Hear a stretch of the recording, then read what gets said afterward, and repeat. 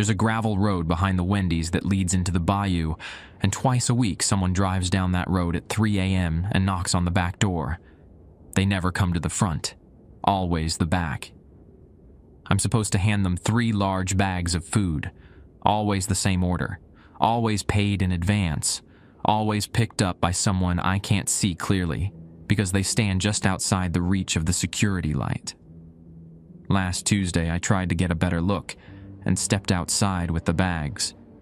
The person was wearing a long coat and a wide-brimmed hat, but their skin looked wrong, too smooth, too gray, like clay. When I handed them the bags, their fingers touched mine. They were ice cold and damp, and they left marsh mud on my hands. I followed the gravel road into the swamp the next morning. Half a mile in, I found a clearing with a dozen old shacks built on stilts over the water. A settlement that's not on any map. Clothes were hanging on lines. Smoke was coming from chimneys, but I couldn't see any people. Then I noticed the cemetery. Crude wooden crosses marking graves, dozens of them, all with the same death date, August 29th, 2005. Hurricane Katrina. Someone had spray painted on the largest cross. The water took us, but we didn't leave. On my way back, I found one of the Wendy's bags I'd handed out the night before. It was torn open, empty. But inside was a note written on a soggy napkin. "Thank you for feeding us. Tomorrow we need 4 bags. More of us came home. Tonight the knot came at 3 a.m. I looked through the peephole. There were 7 people standing outside the door, all in those long coats, all with that gray skin. All of them dripping water onto the concrete, puddles spreading from their feet. One of them held up 7 fingers. My name is Ethan Brossard, and I took this job 3 weeks ago because nothing else was hiring in Chauvin. The Wendy's sits at the edge of town on Highway 56, right where the pavement starts to buckle and crack from the moisture underneath. Past our parking lot, there's nothing but marsh grass and black water stretching toward Bayou Petit Caillou. The building itself is old, built in the 80s, with that sun-faded brick and the original square windows. Corporate wanted to shut it down after Katrina flooded everything, but the owner, Mr. Trosclair, convinced them to reopen. He runs it out of his own pocket now, mostly. We serve maybe 30 customers on a good day.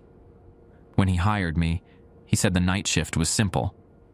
Clean the dining room, mop the kitchen, restock for morning crew. Then he handed me a laminated sheet of paper with 6 rules typed on it. "Follow these exact," he said, his accent thick as the humidity outside. "Don't ask why, just do it." I thought it was weird, but I needed the money. Student loans don't care if you're scared. I should have walked away when I saw rule number 1. The rules were printed on yellowed paper, sealed behind scratched plastic that looked like it had survived the flood. Mr. Trosclair's handwriting filled the margins in faded blue ink. Notes to himself, I guessed, or warnings he'd added over time. Rule 1. The back door stays locked from 11 p.m. to 5 a.m. If someone knocks, check the peephole first. If you see a delivery truck or emergency vehicle, you may open it. If you see anything else, ignore the knocking no matter how long it continues. Rule 2. At exactly 2:47 a.m., you will hear the fryer turn on by itself in the kitchen. Do not go investigate. Do not turn it off. It will shut off on its own at 2:52 a.m. Rule 3. If you find wet footprints leading from the back door to the walk-in freezer, do not follow them inside. Mop them up immediately and dispose of the mop head in the dumpster outside. Rule 4. The dining room security camera will sometimes show people sitting at the tables when you know the restaurant is empty. Do not look at the monitor for longer than necessary. They cannot hurt you if you do not acknowledge them. Rule 5. Every Monday and Thursday at 3 a.m., someone will knock on the back door 5 times. Place 3 large bags by the door, 2 Baconators, 3 large fries, 2 large Cokes, 1 large sweet tea, and 1 chocolate Frosty. The money will be in an envelope taped to the door frame. Do not look at who takes the food. Rule 6. If you smell salt water, leave the building immediately through the front door. Drive away and do not return until sunrise. My first week, I followed the rules because I figured Mr. Trosclair was testing me. Maybe he wanted to see if I'd actually read them, or if I was the type to slack off. The fryer thing happened exactly like he said. I was restocking napkins in the dining room when I heard the familiar click and hiss from the kitchen. I checked my watch. 2:47 a.m. The fryer heated up, oil bubbling, even though nobody had touched it. At 2:52, it shut off. I told myself it was an electrical problem. Old wiring, maybe. The building had been underwater for 3 weeks after Katrina. Plenty of things probably didn't work right anymore. The footprints showed up on my 4th night. I was mopping the kitchen when I noticed them. Bare feet, wet and mud-streaked, leading from the back hallway straight to the walk-in freezer. They were small, maybe a woman's size or a teenager's. The prints were so fresh that water still pooled in the heel marks. I remembered Rule 3. My hands started shaking as I mopped them up, the gray water swirling with marsh sediment. When I finished, I stuffed the mop head into a trash bag and carried it outside to the dumpster. The parking lot was empty, except for my truck, a beat-up Ford Ranger I'd bought off my cousin Landry. Beyond the streetlights, the gravel road disappeared into darkness. I could hear frogs calling from the bayou, their voices layered and constant. Something moved in the tree line. I dropped the bag and backed toward the door, fumbling for my keys. The shape was gone before I could focus on it, but I'd seen enough. Tall and thin, standing in a way that didn't look quite human. The posture was wrong. Bent forward, like someone carrying a heavy weight on their shoulders. I locked myself inside and didn't go back out until my shift ended at 6. The Monday night delivery happened exactly like the rules said. At 2:55 a.m., I started preparing the order. 2 Baconators, 3 large fries, the drinks, the Frosty. Everything went into 3 large bags, the kind we used for catering orders. At 2:58, I found the envelope taped to the door frame, outside the back door. Inside was $43 in cash. Exact change. I placed the bags on the floor by the door and waited. At 3 a.m., 5 knocks echoed through the kitchen. Slow, patient knocks that sounded like someone rapping their knuckles against wood instead of the metal door. I looked through the peephole. A figure stood just beyond the security light's reach, barely visible. They wore a long dark coat and a wide-brimmed hat that cast their face in shadow. Their arm extended toward the door, waiting. I unlocked the deadbolt and opened the door just wide enough to push the bags through. The figure's hand reached down to take them. In the brief moment of contact, I saw their fingers, gray and slick, like they'd been soaking in water for days. Their skin had a strange texture, almost waxy. They took the bags and stepped back into darkness. I shut the door and locked it, my heart hammering against my ribs. Through the peephole, I watched them walk toward the gravel road, their shape disappearing into the trees. That was 10 days ago. Since then, things have gotten worse. Thursday night, I decided to break Rule 5. Not completely. I still made the order, still put the money aside. But when the 5 knocks came at 3 a.m., I positioned myself at the kitchen window instead of the back door. I wanted to see where they went after they picked up the food. The window was small, grimy, positioned above the prep counter. I climbed onto the stainless steel surface and peered through the glass. The figure in the long coat stood by the door, waiting. When I didn't answer after the 5th knock, they reached down and tried the handle. It rattled but held. They knocked again, 5 more times, the same patient rhythm. I stayed quiet, watching. After a minute, the figure moved to the left, heading toward the gravel road. That's when I saw there were two of them. The second one had been standing in the shadows near the dumpster, completely still. They both wore those same long coats and wide-brimmed hats. Both moved with that strange forward lean, like their spines couldn't quite support them properly. They walked toward the bayou together, disappearing into the darkness between the trees. I climbed down from the counter and opened the back door. The 3 bags sat on the ground where I'd left them earlier, along with the envelope of money. The concrete was wet around them, not from rain, but from something else. Puddles of brackish water spreading outward, carrying bits of algae and swamp grass. I picked up the bags and brought them inside. My hands were shaking so badly I almost dropped them. This was stupid. This was so incredibly stupid. But I had to know. I locked the door and grabbed my phone, pulling up Google Maps. The gravel road behind the Wendy's wasn't marked on any map. It just showed as empty wetland stretching toward Bayou Petit Caillou. But I'd seen those figures walk down it. They had to be going somewhere. At 5 a.m., when my shift technically ended, I didn't go home. Instead, I got in my truck and drove around to the back of the building. The gravel road was narrow, barely wide enough for one vehicle, with marsh grass growing up through the stones.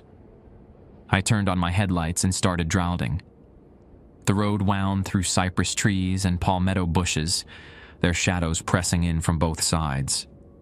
Water gleamed in the ditches, reflecting my headlights. After about 10 minutes, the gravel ended, and the road became just packed mud and shells, the kind of old road that predates modern paving. Spanish moss hung so low, I had to use my wipers to clear it from the windshield. Then I saw the settlement. A dozen structures built on stilts over standing water, connected by wooden walkways that sagged in the middle. The buildings were small, shacks really, made from weathered cypress and corrugated metal. Some had blue tarps stretched across damaged roofs. Clothes hung on lines between the structures, faded and motionless in the dawn air. Smoke rose from 2 of the chimneys, thin gray columns disappearing into the fog. I parked my truck and got out, my boots sinking into the soft ground. The air smelled like decay and wood smoke. Somewhere in the distance, a bird called out. Probably a heron or an egret. The sound echoed across the water. The cemetery sat at the edge of the settlement on a slightly higher patch of ground. Crude wooden crosses marked maybe 30 graves, some leaning at angles, some fallen over completely. Most had names carved into them, along with birth years. But every single death date was the same. August 29th, 2005. Hurricane Katrina. I walked closer, reading the names. Doucet LeBlanc, Thibodeau, Verret. Good Cajun names, the kind you see on every mailbox in Terrebonne Parish. On the largest cross, someone had spray painted in red. The water took us, but we didn't leave. Behind me, something creaked. I spun around. One of the shacks had a door hanging open, swaying slightly in the breeze. I hadn't heard it open. I would have heard it open. Hello? My voice sounded too loud. Wrong for this place. No response. Just the door swinging on rusty hinges, back and forth, back and forth. I should have left right then. I should have gotten in my truck and driven straight back to town. Instead, I walked toward the nearest building. The wooden walkway bent under my weight, water sloshing beneath the planks. Up close, I could see that the shacks were in terrible condition. Walls rotting through, windows covered with plastic sheeting, foundations slowly sinking into the marsh. But people were living here. Fresh clothes on the lines, recent smoke from the chimneys, a child's toy, a plastic dump truck, faded yellow, sitting on one of the porches. I found the Wendy's bag on the walkway between two buildings. It was torn open, empty except for the napkin. The note was written in pencil, the letters shaky and smudged. "Thank you for feeding us. Tomorrow we need 4 bags." More of us came home. I looked around at the settlement, counting the structures. 12 buildings. If each one housed a family, and if more people were coming home, that's when I smelled it. Salt water, strong and sharp, like standing on a beach during a storm. The smell cut through the marsh, rot, and wood smoke, overwhelming everything else. Rule 6. If you smell salt water, leave the building immediately through the front door. Drive away and do not return until sunrise. I wasn't in the building. I was half a mile into the swamp. But the rule said leave immediately, and I wasn't about to argue with instructions that had kept me alive this swam. I ran back to my truck, my boots sliding in the mud. The salt smell was getting stronger, mixing with something else now, something organic and rotten, like seafloor exposed at low tide. Behind me I heard splashing, not small splashes, like an animal moving through shallow water. Big splashes, like something large dragging itself across the marsh. I reached my truck and yanked open the door. The engine turned over on the second try, thank God for that, and I threw it in reverse, spinning the wheel. Mud sprayed from my tires as I backed down the narrow road, not caring about the scratches from overhanging branches. In my rearview mirror, I saw them. 7 figures standing at the edge of the settlement, watching me leave. They wore those same long coats, same wide-brimmed hats. They stood perfectly still, even as I retreated. One of them raised their hand and held up 7 fingers. I drove until I hit the gravel road, then kept driving until I reached Highway 56. The sun was coming up, burning off the fog. I pulled into the Wendy's parking lot and sat in my truck, shaking. My phone buzzed. A text from Mr. Trosclair. "You okay? Saw you didn't clock out on time." I stared at the message. How did I explain this? How did I tell him I'd followed the delivery people into the swamp and found a hidden cemetery and a settlement that wasn't on any map? I texted back, "Just running late. I'll be there tonight." His response came immediately. "Good. Bring extra bags. Monday's delivery is going to be bigger." If you like the stories, please hype the videos from a button like this just above the comment section. They helps the videos to get more reach and perform well. It would take just a few seconds and cost nothing, but would help the channel grow even faster. Thank you. I didn't sleep that day. I laid in my apartment above Bergeron's Hardware on Main Street, staring at the ceiling fan turning lazy circles, and tried to make sense of what I'd seen. Hurricane Katrina hit 20 years ago. The people in that cemetery died 2 decades back, drowned in the storm surge or trapped in their homes when the levees failed. I'd been 7 years old, living in Lafayette with my mom, while my dad worked the offshore rigs. I remembered the evacuees flooding into our town, the shelters set up in school gymnasiums, the families who never went back home because there was nothing to go back to. But those figures I'd seen, they'd been solid, real. They left footprints and took food and wrote notes. Ghosts didn't need baconators, unless they weren't ghosts at all.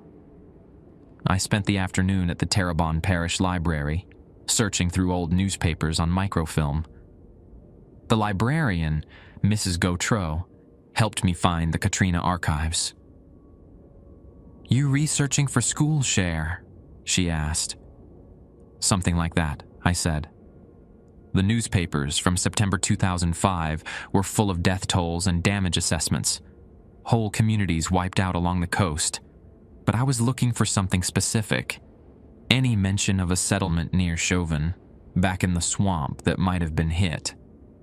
I found it in a Times-Picayune article from October 2005, Isolated Cajun Community Missing After Storm. The article was brief. A extended family group living off the grid near Bayou Petit Caillou hadn't been heard from since the hurricane. The settlement consisted of about 30 people, mostly Thibodeau and Varay families, descendants of fur trappers who'd refused to relocate when the government bought up marshland in the 50s. Search and rescue teams had found the settlement underwater, buildings destroyed, no bodies recovered. The final line stuck with me. Family members say the community was deeply distrustful of outsiders and government assistance, preferring to maintain their traditional way of life. I printed the article and drove back to my apartment. At 10 p.m., I got ready for work, my hands still shaking every time I thought about those 7 figures holding up their fingers. The Wendy's was empty when I arrived. Mr. Trosclair had left a note on the counter. 4 extra bags in the walk-in. Orders already paid. Be safe.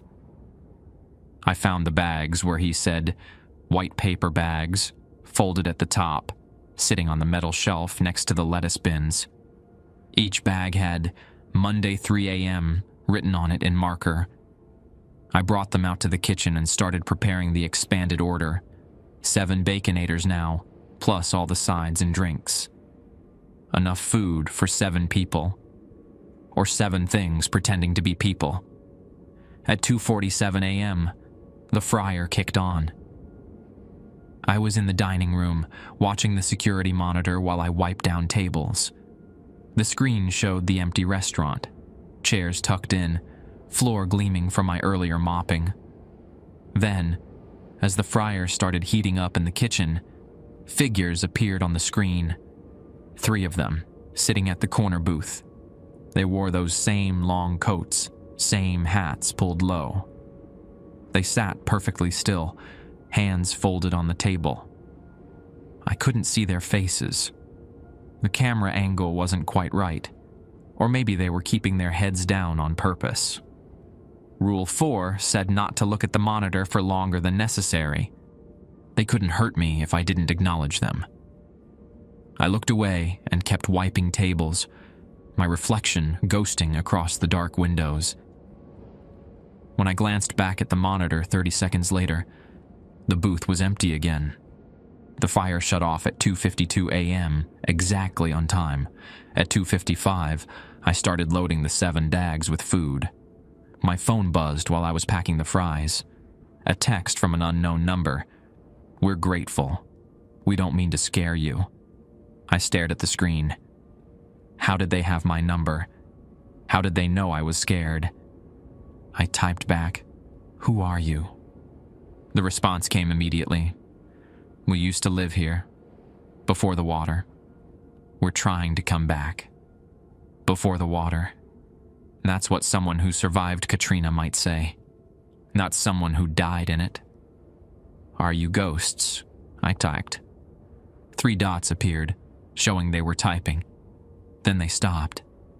The dots disappeared and reappeared twice before the message finally came through.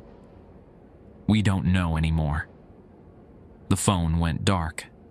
I tried calling the number back, but it just rang and rang. No voicemail, no answer. At 3 a.m., 5 knocks echoed from the back door. I grabbed the 7 bags. They were heavy, grease already seeping through the paper, and brought them to the door. Through the peephole, I could see all 7 figures standing in a semicircle. They'd positioned themselves so the security light caught them better this time, like they wanted me to see them clearly. They looked human, mostly. Their faces were gaunt, skin that gray clay color I'd noticed before, stretched tight over their skulls. Their clothes were soaked through, dripping onto the concrete. One of them was short, a child, maybe 10 or 11 years old, wearing a too large coat that dragged on the ground. Another was a woman with long hair plastered to her head, stringy and dark with moisture. The tallest one, A man, I thought, raised his hand and knocked again. 5 slow knocks, knuckles against metal. I unlocked the door and opened it just wide enough to slide the bags through. The child reached for them first. When their sleeve pulled back, I saw their arm, covered in strange white patches, like fungus or mold growing on their skin. The texture was rough, almost crystalline. They saw me looking and quickly pulled the sleeve back down. "Thank you," the woman said. Her voice was hoarse, like she'd been screaming for a long time and damaged her vocal cords. "We're so hungry."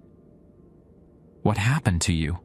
I asked, the question escaping before I could stop it. She looked at me with eyes that were too pale, almost milky.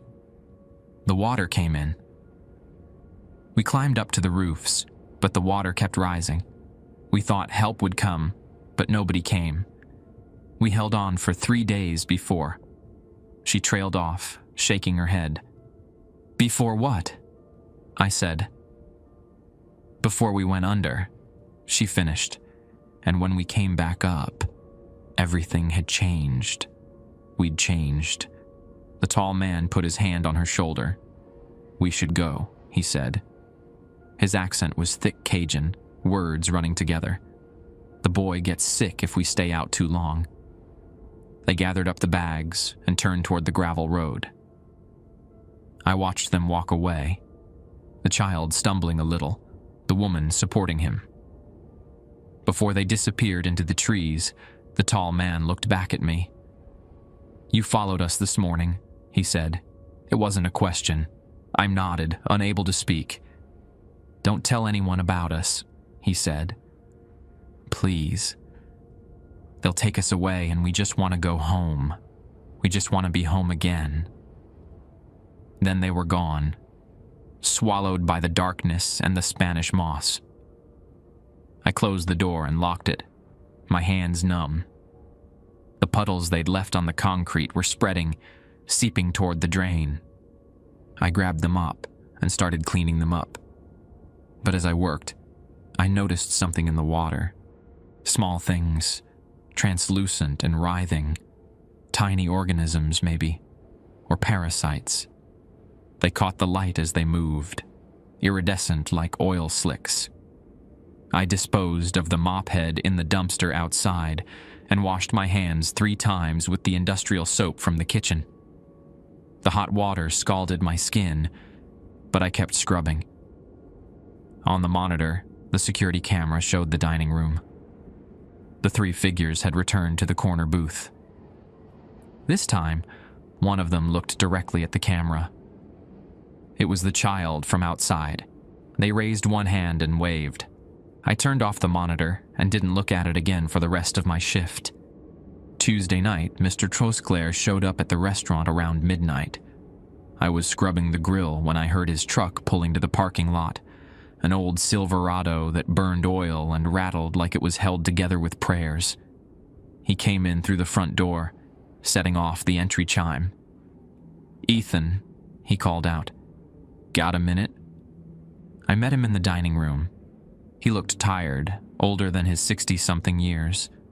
His face was weathered from decades working outside, first as a shrimper and then running this franchise. He held 2 cups of coffee from the gas station down the road. "Sit," he said, pushing 1 cup toward me. "We need to talk." I sat across from him in one of the booths, the same booth where I'd seen the figures on the security monitor.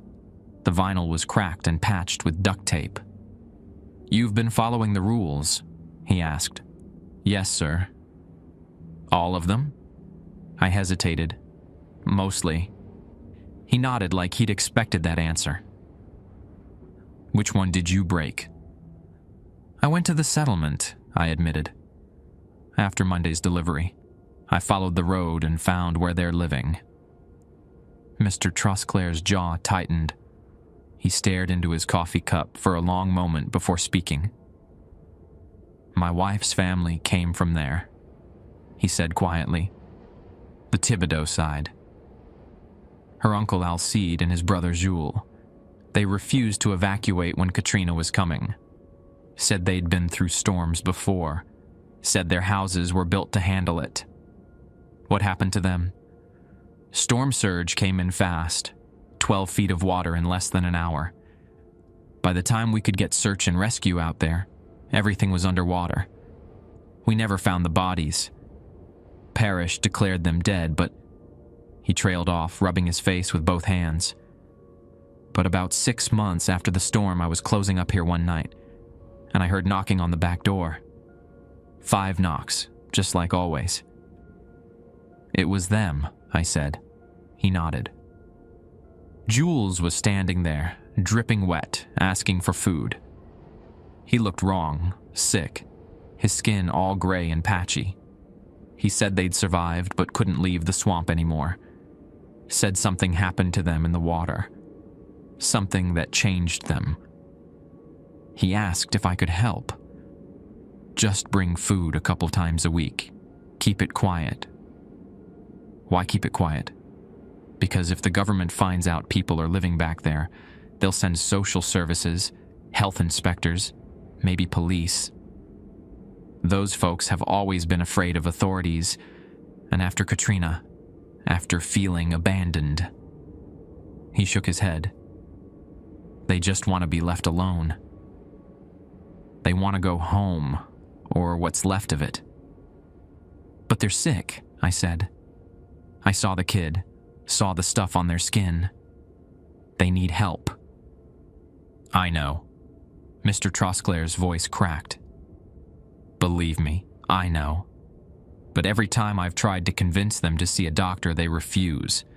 They say doctors will report them, that they'll get separated and put in facilities. They'd rather stay in the swamp. We sat in silence for a minute. The coffee had gone cold in my cup. How many of them are there now?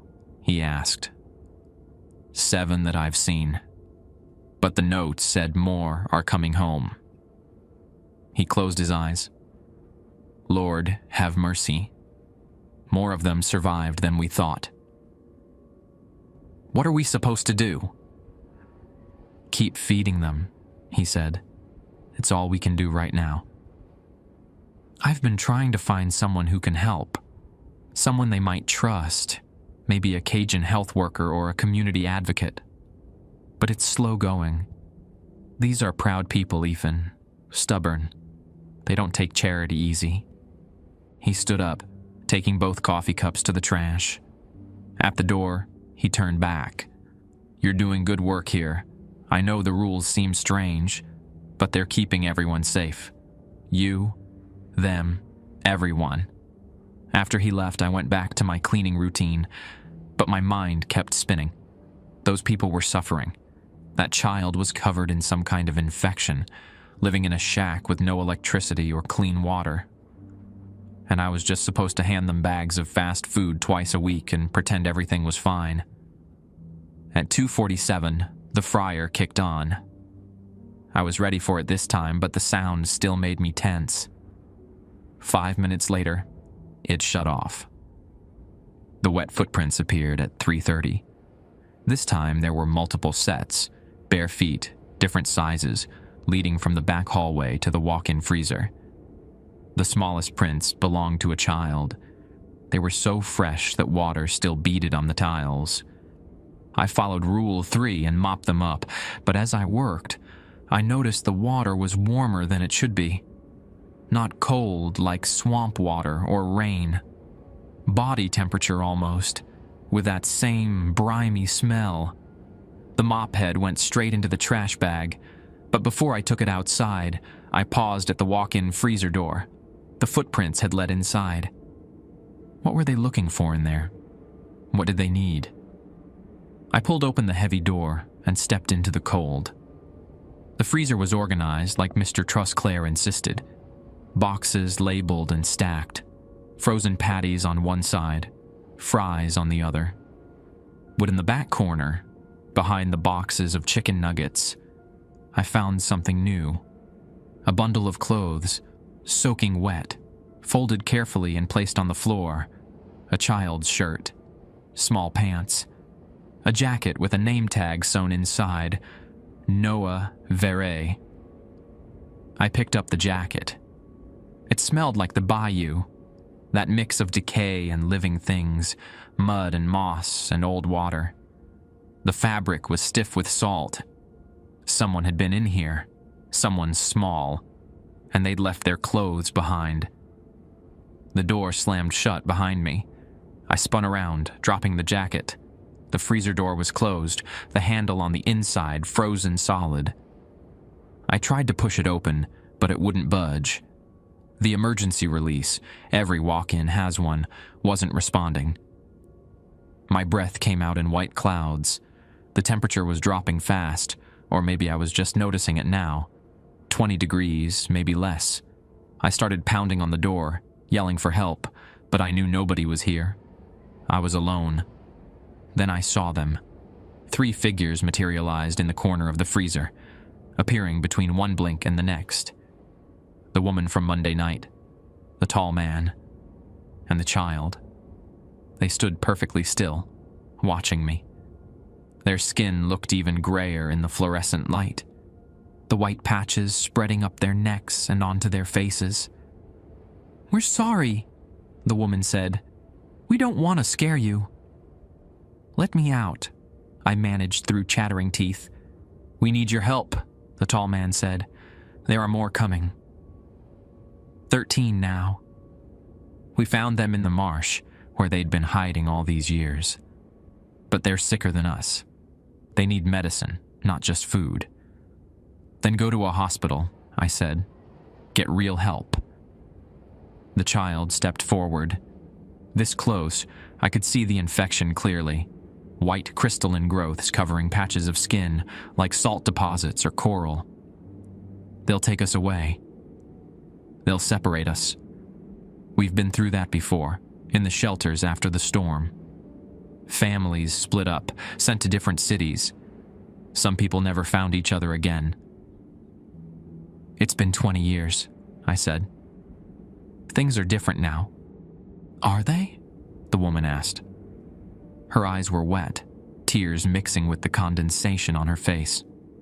"We're scared." "We've been scared for 20 years. We don't know how to stop being scared."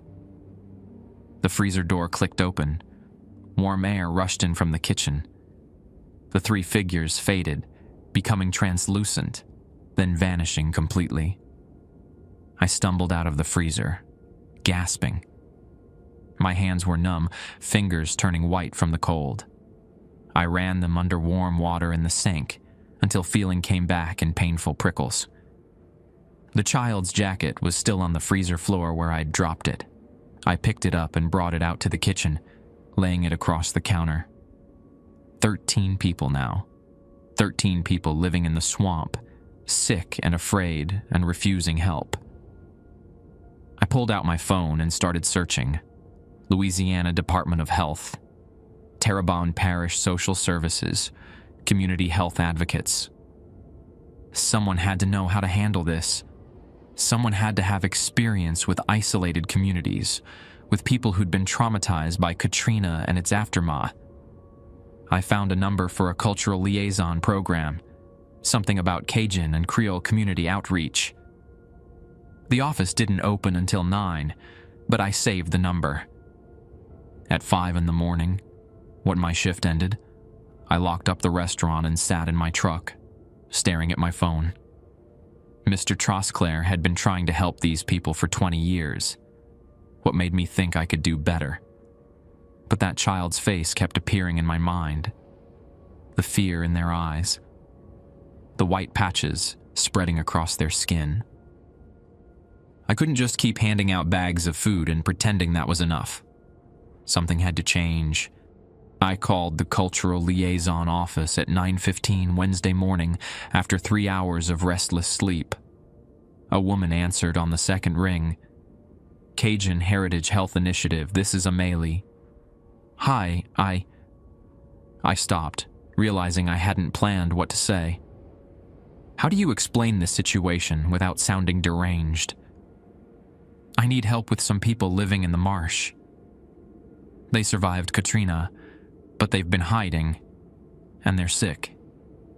Silence on the other end. Then, where exactly are these people? Near Chauvin, back in the swamp, off Highway 56. They're living in the old settlement near Bayou Petit Caillou. More silence. I heard papers rustling. That settlement was searched in 2005. Nobody was found alive. I know what the reports say, but there are people there. 13 of them now. Maybe more. They need medical help, but they're afraid of authorities. "What's your name?"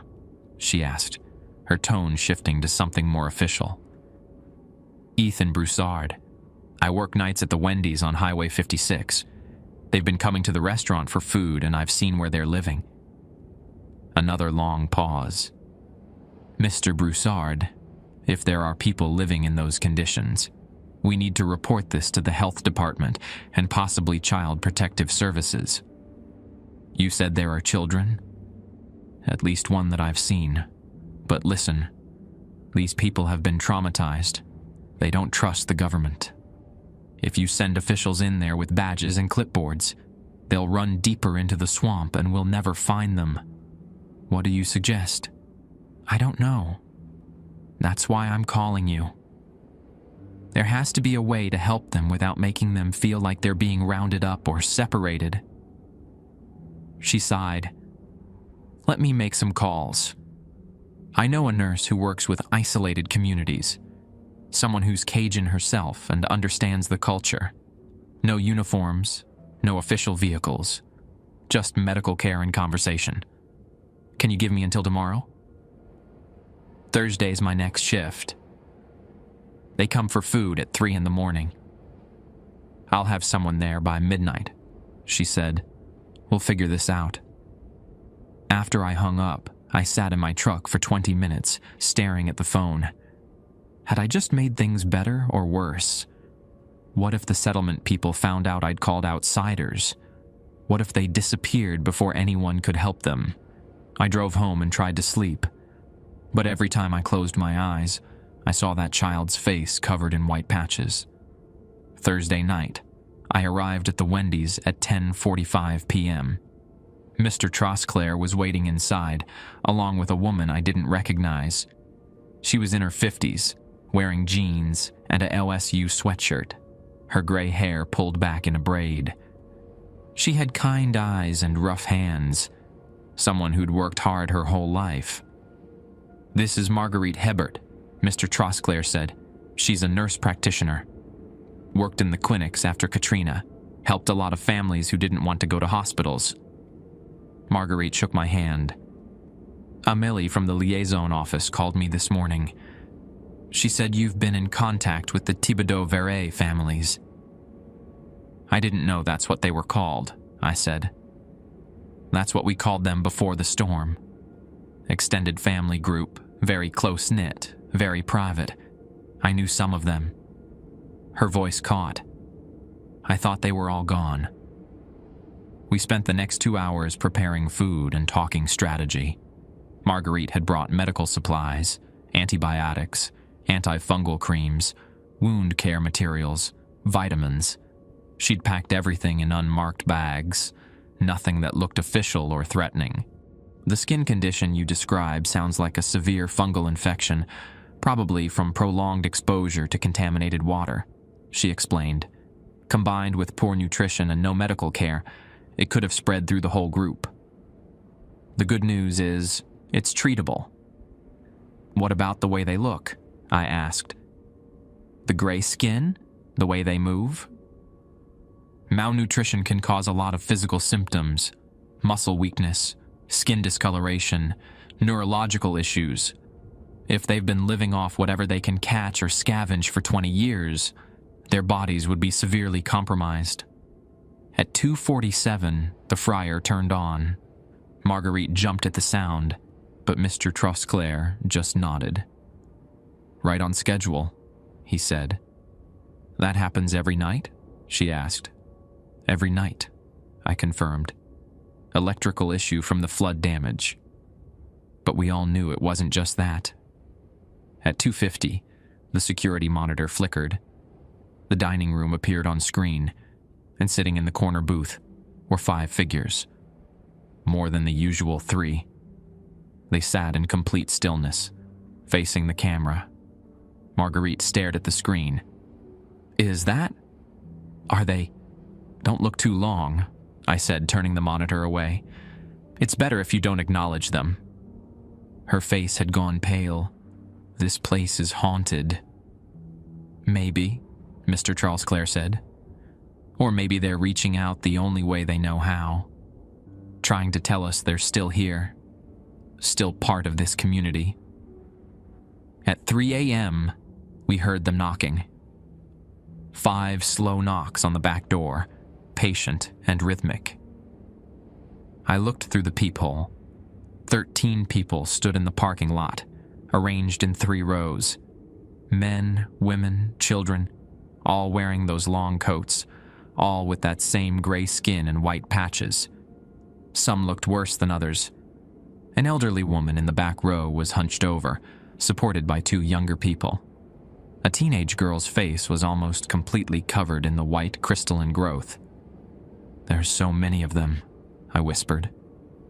Marguerite moved beside me, looking through the peephole. Her hand went to her mouth. "Mon Dieu, that's Alcide's granddaughter. I'd recognize her anywhere. And that's Thérèse Ferret.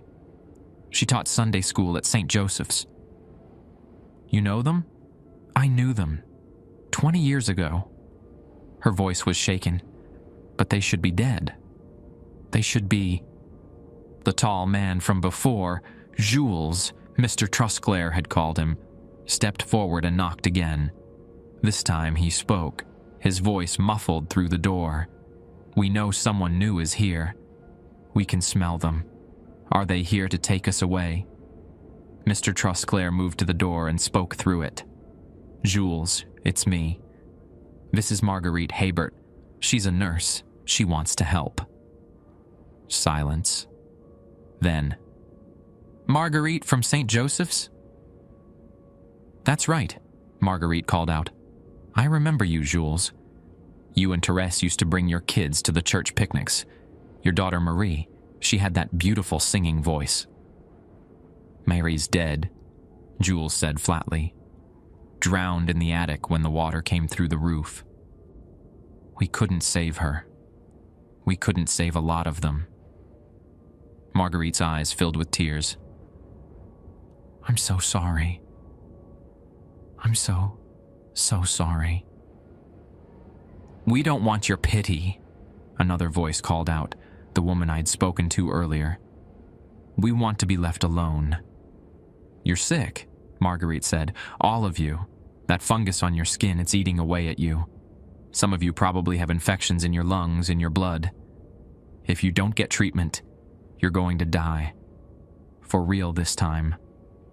"We're already dead," a child's voice said. "We died when the water came. We just forgot to stop moving." The words sent ice through my veins. "That's not true," I said, stepping up to the door. "You're alive. You eat food. You build shelters. You take care of each other. You're survivors. But you need help." The elderly woman in the back row collapsed. I saw it through the peephole. Her legs just gave out and she crumpled to the concrete. 2 people caught her before she hit the ground, but she wasn't moving. "Open the door," Marguerite said urgently. "Now." "That's against the rules," I said. "To hell with the rules. That woman is dying." Mr. Trosclair unlocked the deadbolt. I pulled the door open, and immediately the smell hit us. Salt water and rot and sickness, so strong it made my eyes water. The group stood frozen, staring at us like deer caught in headlights. Marguerite pushed past me and ran to the collapsed woman. She knelt beside her, checking her pulse, her breathing. "She's hypothermic, and her pulse is weak. We need to get her inside and warm her up." "No," Jules said. "We don't go inside. Those are the rules." Then she's going to die out here in this parking lot, Marguerite snapped. Is that what you want? The group looked at each other, having some silent conversation. Finally, Therese nodded. Bring her inside. But just her. The rest of us wait out here. We carried the woman, her name was Adelaide, I learned later, into the kitchen and laid her on the floor. Marguerite worked quickly, stripping off the wet coat, wrapping her in emergency blankets we found in the first aid kit. Adelaide's skin was covered in white patches, some of them cracked and oozing. Her breathing was labored, each inhale rattling in her chest. She needs a hospital, Marguerite said. This is beyond what I can do here. No hospitals, Jules said from the doorway. He hadn't come inside, just stood at the threshold. She wouldn't want that. She might not have a choice. While Marguerite worked, I distributed the food bags to the people waiting outside. They took them silently, gratefully. The children, there were 5 of them, I counted now, looked thin and exhausted. One little girl, maybe 6 years old, had bare feet covered in mud and cuts. "Where are your shoes?" I asked her. She looked up at me with those pale, milky eyes. "Lost them in the water. A long time ago." I went back inside and found a pair of employee shoes in the storage closet. Sneakers someone had left behind. They were too big for her, but better than nothing. When I brought them out, she took them and just stared at them like she'd forgotten what shoes were for. Adelaide started coughing, a wet, terrible sound. Blood spattered from her lips onto the blanket. "That's it," Marguerite said. "I'm calling an ambulance." "No." Therese pushed into the doorway beside Jules. "You call them. We disappear. All of us. You'll never find us again, and Adelaide dies in the swamp instead of here. At least here she's warm." "This is insane," Marguerite said, but she didn't reach for her phone. We stayed there for an hour, Marguerite doing everything she could with limited supplies, the rest of us watching helplessly. At 4:15 a.m., Adelaide opened her eyes. They were cloudy, unfocused. "Is this the Wendy's?" she asked, her voice barely a whisper. "Yes, ma'am," I said. "I used to bring my grandchildren here." Before the storm. She smiled, showing teeth that were loose in her gums. "They loved the Frosties." Then she closed her eyes and stopped breathing. Marguerite tried CPR, tried everything, but Adelaide was gone. We covered her with the blanket and stood in silence.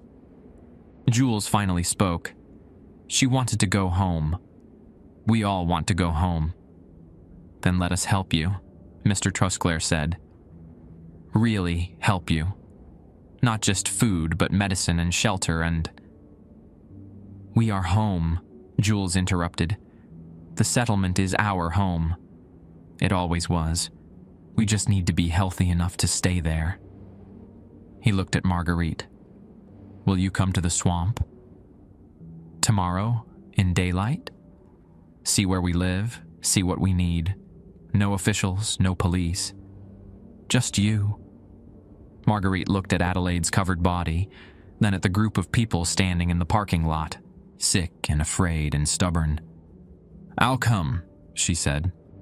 We buried Adelaide in the cemetery at dawn, using shovels from Mr. Trusclair's truck.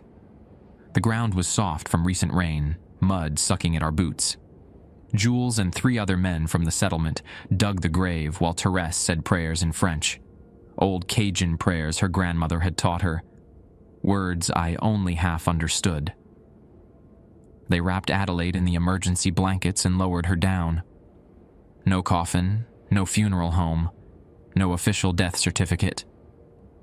She would just be another wooden cross in that clearing, another name with the same death date.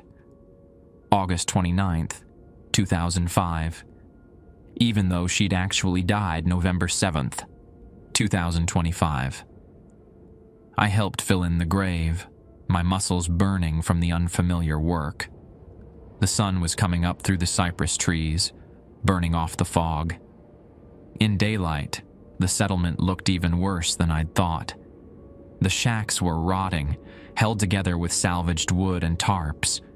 Some of the stilts had sunk so deep the structures tilted at dangerous angles. Clothes on the lines were more patches than original fabric. But people were living here. Somehow, despite everything, they'd survived. Marguerite arrived at 9, parking her car at the Wendy's and walking the gravel road like we'd arranged. I met her at the edge of the settlement, along with Mr. Trosclair. Jules and Therese waited for us on the main walkway, standing straight despite their exhaustion. "Thank you for coming," Jules said. He looked older in daylight, the gray skin and white patches more pronounced. His hands shook constantly, a tremor he couldn't control. "Show me everything," Marguerite said. "I need to see what we're working with." They took us through the settlement. 13 people total, living in 6 structures. The Thibodeau family occupied 3 buildings. Jules, his wife Thérèse, their surviving son Michel, Michel's wife Claire, and their 2 children. The Verret family had the other 3 buildings. Alcide's widow Josephine, her sister Beatrice, Beatrice's grown children, and 3 grandchildren. Adelaide had been Josephine's sister-in-law. She'd held on for 20 years, just to die in a Wendy's parking lot. The conditions were worse than I'd imagined. No electricity, no running water. They collected rainwater in barrels and boiled it over wood fires. They caught fish and crawfish from the bayou, ate wild plants, occasionally trapped nutria. The food we brought from the Wendy's was the only regular meat and vegetables they had. All of them showed signs of the fungal infection. The white patches covered varying amounts of skin. Some people had just a few spots on their hands or face. Others were almost completely covered. The teenage girl I'd seen, Claire and Michel's daughter Evangeline, had it worst. The growths had spread across her face and down her neck, cracking when she moved. It started about 6 months after the storm, Therese explained as Marguerite examined Evangeline. We'd been living in the water for days, then sleeping in wet clothes, breathing the mold from the flooded houses. At first it was just a rash, then it started spreading. It's a fungal infection called chromoblastomycosis, combined with secondary bacterial infections, Marguerite said. She was taking notes, photographing the worst cases with her phone. It's treatable, but it requires systemic antifungals and proper wound care. Some of these cases are so advanced they'll need intravenous medication. "No hospitals," Jules repeated. "I heard you the first time," Marguerite said, not looking up from her examination. "But we need to be realistic. Some of you are going to die without proper treatment.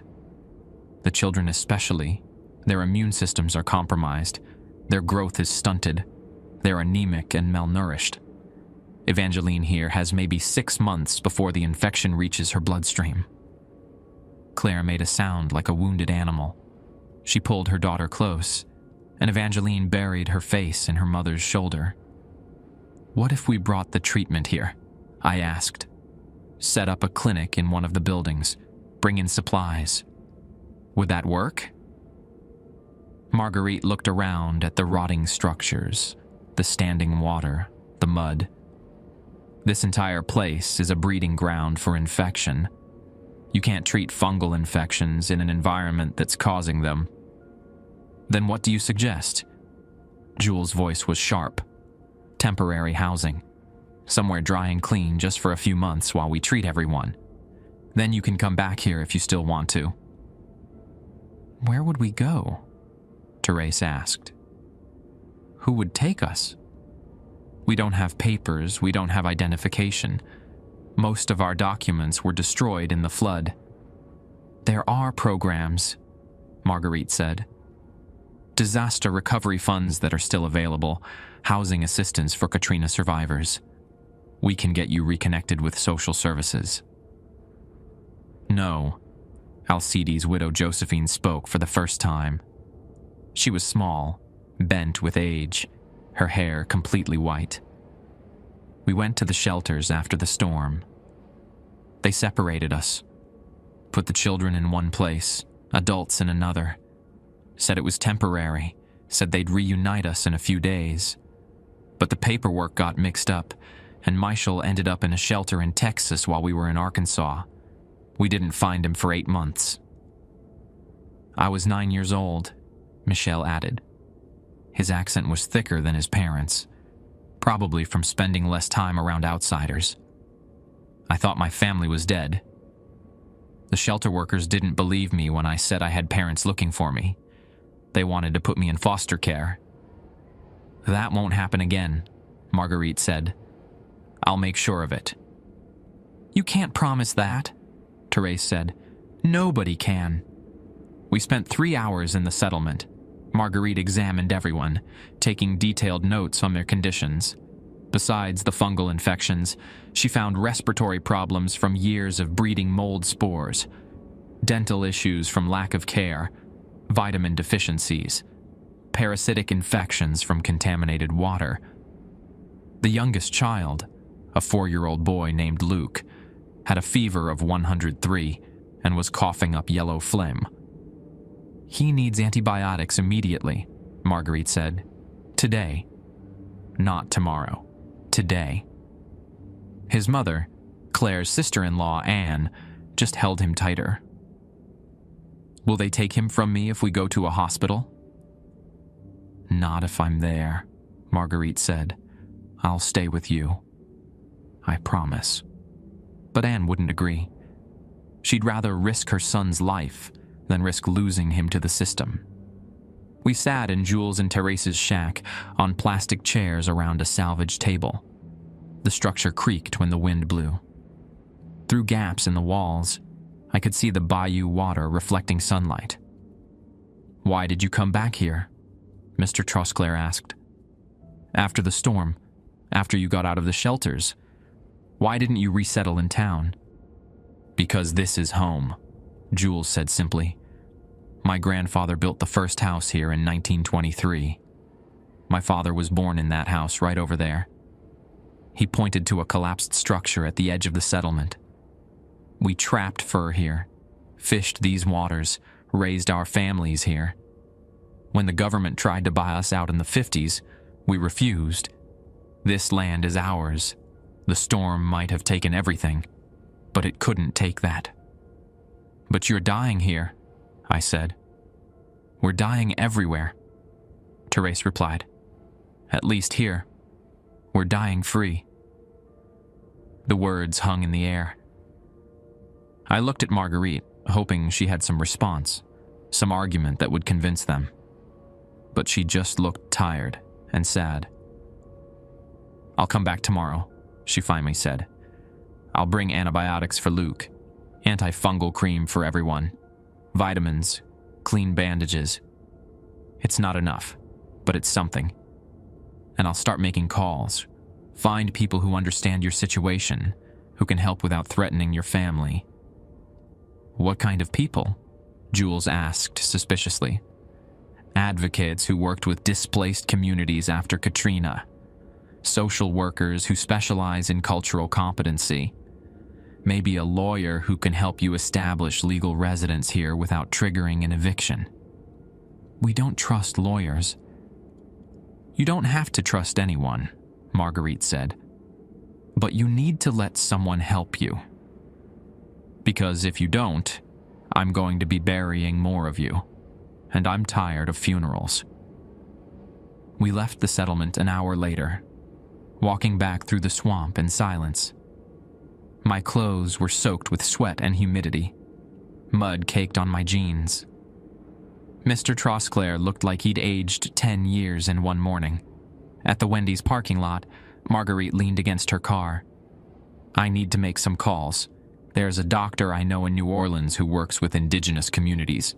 He might have ideas. and I know a woman from Catholic Charities who helped resettle people after Katrina. She understands the cultural issues. Will it be enough? I asked. I don't know, she admitted, but we have to try. That night, I didn't go to work. I called Mr. Trosclair and told him I needed the night off. He understood. Instead, I sat in my apartment and searched online for information about chromoblastomycosis, about fungal infections from contaminated water, about the long-term health effects of living in moldy, damp conditions. Everything I read confirmed what Marguerite had said. Without treatment, they would die. My phone buzzed at 3 a.m. A text from an unknown number. Thank you for trying. We know you care. I texted back, please let us help you. The response came 5 minutes later. We're thinking about it. We're scared, but we're thinking. It wasn't agreement, but it wasn't refusal either. It was something. Marguerite returned to the settlement every day for a week. She brought antibiotics for Luke, antifungal medications for everyone, clean bandages and vitamins. She also brought Dr. Vincent Bro from New Orleans, a Creole physician who'd spent years working with isolated communities in the Atchafalaya Basin. He spoke fluent Cajun French and knew how to approach people who'd been let down by institutions. Little Luke's fever broke on the third day. Evangeline's skin started to clear after 5 days of treatment. Slowly, carefully, the settlement people began to trust that maybe help wouldn't mean losing everything. But I was still working nights at the Wendy's, and the supernatural activity was getting worse. On Tuesday, the wet footprints appeared 3 times in one shift, each time leading to the freezer. Each time I mopped them up and disposed of the mop head. But on the third occurrence, I found something else in the freezer. A photograph, water damaged but still visible. It showed a family gathered at a birthday party. Children, parents, grandparents, all smiling in front of a cake. On the back, written in faded ink, Marie's 8th birthday, August 2005. Marie, Jules' daughter who'd drowned in the attic. I brought the photo out to the kitchen and set it on the counter. When I looked back at the freezer, all 13 figures were standing inside, visible through the open door. They weren't threatening, just watching, waiting. I'm trying to help, I said to the empty air. We're all trying. They faded away like morning fog. The security monitor showed more figures every night, sometimes 3, sometimes 7, sometimes the full 13. They sat in the dining room booths or stood by the windows, looking out toward the bayou. Once, I saw the little girl I'd given shoes to. She was sitting at a table, swinging her feet, those 2 big sneakers on her feet. Rule 4 said not to acknowledge them, but how could I not? These weren't strangers or monsters. They were people I'd met, people I was trying to help. On Thursday night, Mr. Trosclair showed up again. He brought someone with him, a woman in her 40s, with kind eyes and a briefcase. This is Patricia Landry, he said. She's with Louisiana Legal Aid. She thinks she can help the settlement families establish legal residency. Patricia sat across from me in the same booth where I'd seen the figures. She pulled out documents, maps, property records. The land where they're living was privately owned by the Thibodeau family before the state bought it for wetland preservation in 1957. But the buyout agreement included a clause allowing descendants to maintain traditional use rights for fishing and trapping. They never actually lost the right to be there. So they can stay? I asked. Legally, yes, but they need to register with the parish, get identification, prove their lineage. It's a process, but it's doable. She looked at Mr. Trosclair. More importantly, it means they can access services without risking eviction. Medical care, food assistance, education for the children. They won't be forced to leave. Will they believe that? I asked. That's why I need to tell them in person. Tomorrow morning, can you arrange it? I texted the unknown number that had been contacting me. The response came quickly. We'll listen. Friday morning, we met at the settlement. Me, Mr. Trosclair, Marguerite, Dr. Bro, and Patricia. The 13 survivors gathered on the main walkway, their faces guarded but curious. Luke was clinging to his mother, but his fever was gone and his eyes were clearer. Evangeline's skin was healing, the white patches shrinking. Patricia explained the legal situation in simple terms, showing them the old property documents, the use rights clause, the options for registration. You have a right to be here, she said. You always did. Nobody's taking that away. What about the children? Claire asked. School, medical care. If we register them, will they take them away for truancy or neglect? No, Patricia said firmly. We'll work with the parish school board to set up homeschooling certification. We'll get the children enrolled in community health programs. Everything stays voluntary. You make the decisions about your family. Jewel looked at Therese. They had one of those wordless conversations that couples who've been together 40 years can have. Finally, he turned back to us. We want to think about it. Talk it over as a family, as a community. Can you give us until Monday? Of course, Marguerite said. We left them to discuss. On the walk back to the Wendy's, Patricia seemed optimistic. They're considering it. That's more than I expected on the first visit. What if they say no? I asked. Then we keep trying. We keep showing up, keep offering help, until they believe we won't abandon them. That night at work, something changed. At 2:47, the fryer turned on as usual. But this time, when it shut off at 2:52, I smelled something cooking. Not the oil smell, but food. Real food. I walked into the kitchen and found a plate on the counter that hadn't been there before. Fried catfish, dirty rice, boiled crawfish. Traditional Cajun cooking, the kind my grandmother used to make. Steam was still rising from the plate. On the security monitor, I saw Marie Thibodeau, Jules' drowned daughter, sitting at a table. She was young, maybe 8 or 9, wearing a dress with birthday cake frosting on the front. She waved at the camera, smiled, and vanished. The food remained. I covered the plate and put it in the refrigerator, not sure what else to do with it. At 3 a.m., the knocking came. 5 knocks, but softer than usual. Patient. I looked through the peephole and saw only 3 figures. Jules, Therese, and Michelle. The others weren't there. I opened the door. Jules looked exhausted, older somehow than he had this morning. We talked, he said, all of us. Voted on it like we used to vote on community decisions before the storm. And we want to try, not all at once. Some folks are more scared than others. But we'll register with the parish.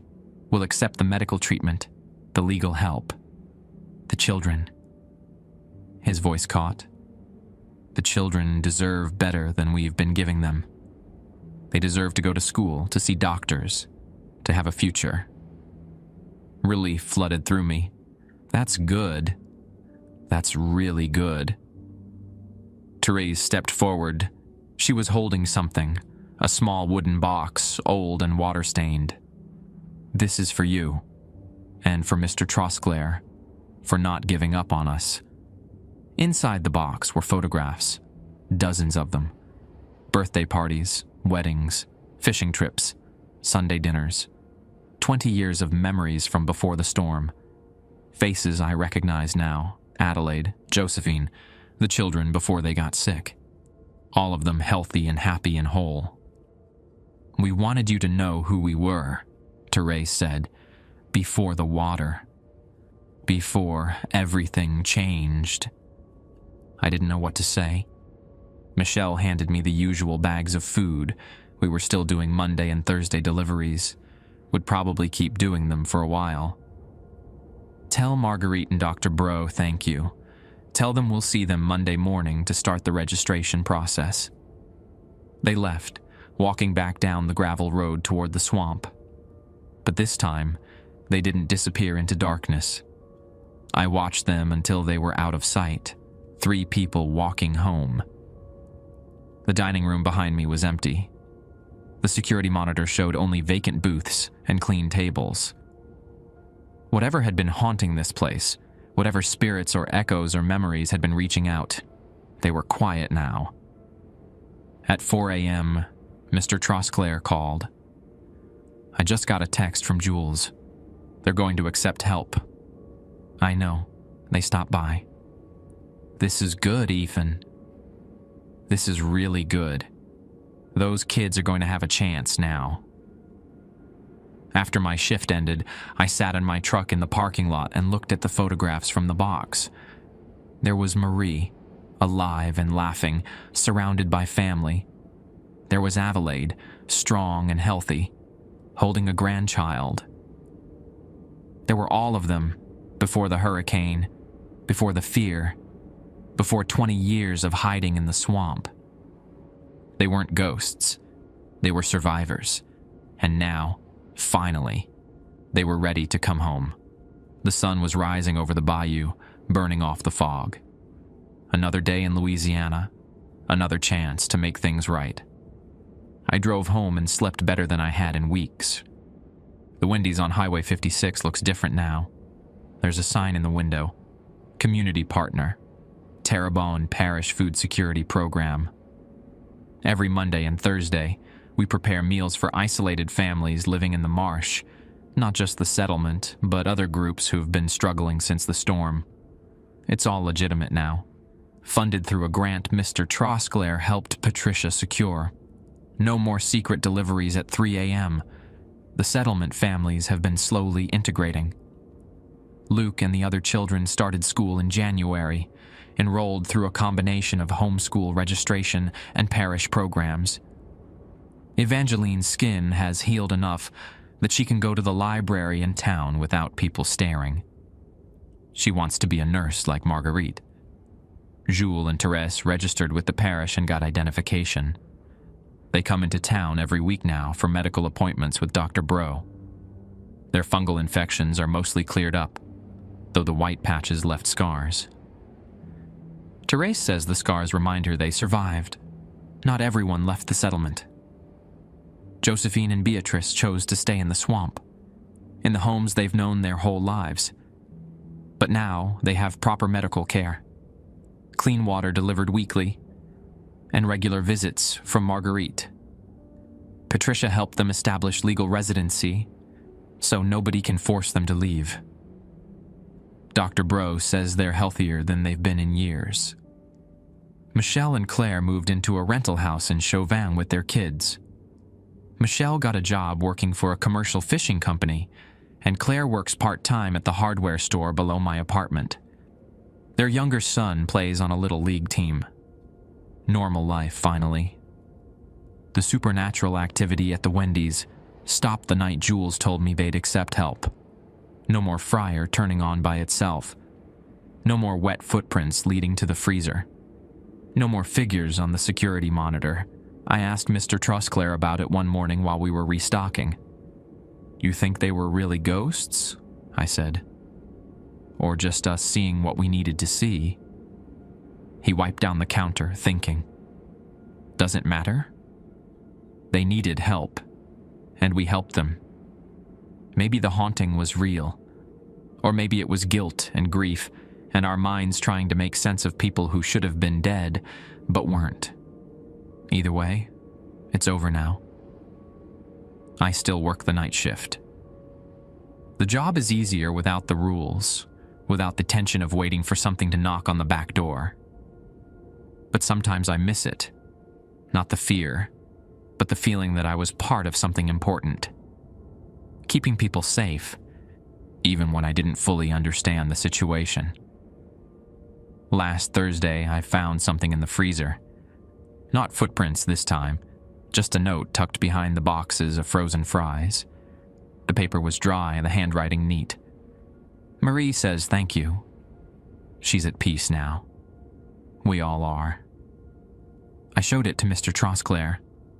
He read it twice, then folded it carefully and put it in his wallet next to a photo of his wife. Good, he said. That's good. The gravel road behind the Wendy's is still there, winding through the swamp toward the settlement.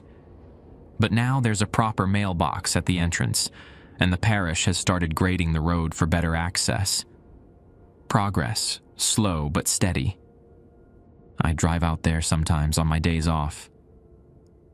Josephine and Beatrice always have coffee ready, and they tell me stories about the old days, before the storm, before everything changed. They're writing it all down now, creating a record of their community so nobody forgets. We were here, Josephine told me last week. We survived. That matters. She's right. It does matter. All of it matters. The fear, the hope, the slow work of rebuilding trust and community. The dead deserve to be remembered, and the living deserve help. I'm just glad I was here to be part of it. The night shift at a Louisiana Wendy's isn't glamorous, but it taught me something important. Sometimes the scariest things aren't the ones that go bump in the night. Sometimes they're the real horrors of isolation, illness, and being forgotten by everyone who's supposed to care. And sometimes, if you're lucky, you get a chance to make things right.